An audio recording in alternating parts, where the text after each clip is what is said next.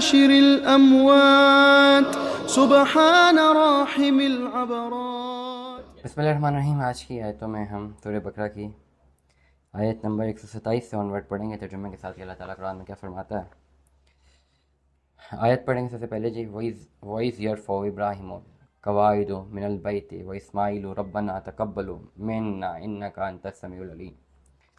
ترجمہ کچھ یوں: جب ابراہیم اور اسماعیل بیت اللہ کی بنیادیں اونچی کر رہے تھے تو یہ دعا بھی کرتے جاتے تھے کہ ہمارے رب یہ ہماری خدمت منظور فرما، بلا شبہ تو خوب سننے والا اور خوب جاننے والا ہے۔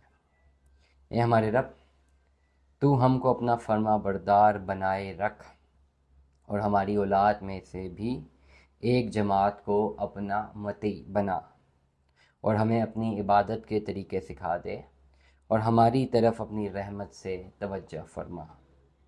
بلا شبہ تو اپنے بندوں پر توجہ فرماتا ہے اور اپنی رحمتوں سے نوازتا ہے۔ اے ہمارے رب،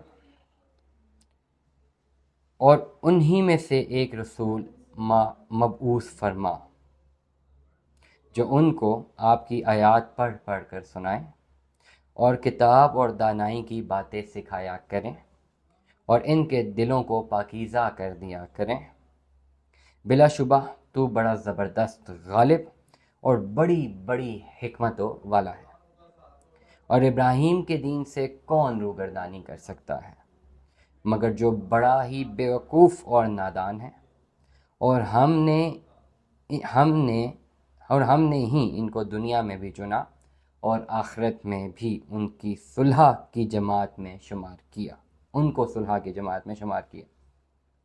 جب ان کے رب نے ان سے فرمایا کہ اسلام لے آؤ تو کہا دنیا جہان کے رب کے آگے اپنا سر خم کرتا ہوں۔ اور ابراہیم نے اپنے بیٹوں کو اس بات کی وصیت کی اور یعقوب نے بھی، اے بیٹو، اللہ نے تمہارے لیے یہی دین پسند کیا ہے تو تم مرنا نہیں مگر مسلمان ہی مرنا۔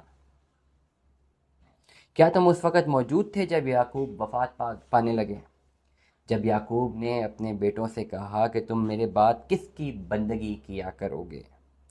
تو سب نے یہی کہا کہ آپ کے معبود کی اور آپ کے باپ دادا ابراہیم اور اسماعیل اور اسحاق کے معبود کی بندگی کریں گے جو معبود یکتا ہے، اور ہم اسی کے حکم کی اطاعت کریں گے۔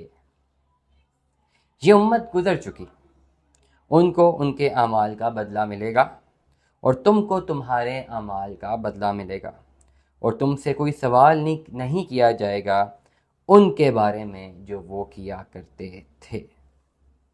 صدق اللہ العظیم۔ اللہ تعالیٰ ہمیں جو ہے اس پر عمل کرنے کی توفیق عطا فرمائے۔ ان آیتوں میں اللہ تعالیٰ نے حضرت ابراہیم علیہ السلام کے بیٹوں کے بارے میں فرمایا ہے کہ وہ کیا دعا کرتے تھے اور صحیح دین کون سا تھا۔ صدق اللہ العظیم۔